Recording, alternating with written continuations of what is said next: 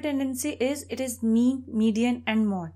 So let's see that this is our data set where we have item 1 and item 2 and in the variable view with the same options.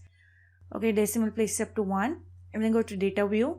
So you can have the mean, median and mod by going on to analyze, click on analyze, and then you have descriptive statistics where you have frequencies and descriptors. We can choose descriptors, but the problem is that we are going to get only mean, but we need median and mode as well. So we'll click frequencies, click on it, you'll get an window.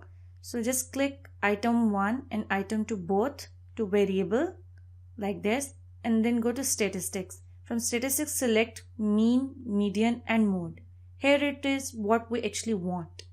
So click continue like this, then disable this frequency tables, click on OK. So now you see you have got statistics for yourself. Here this is the item 1 and item 2, and then there were 10 values of each. It has given you over here in this output table, and then it has given you the mean like this. See the mean for 1 and for second, and then it will give you median for 1 and the second, and then mod for 1 and 2.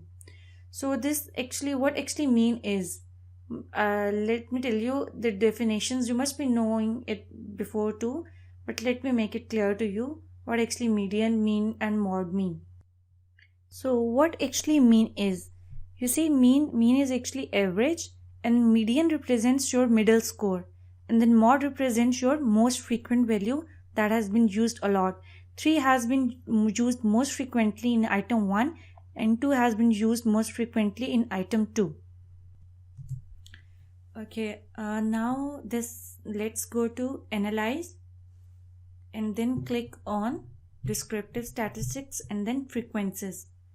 Here you can now select sum. So continue and then OK. So now you see that you have got one more value, that is sum, that tells you the total sum of your values. So this is 23 and 21.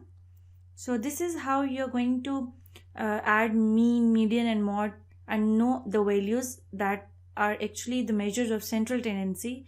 So in this output and then data set. So in the upcoming lecture we are just going to see more of SPSS. So stay tuned.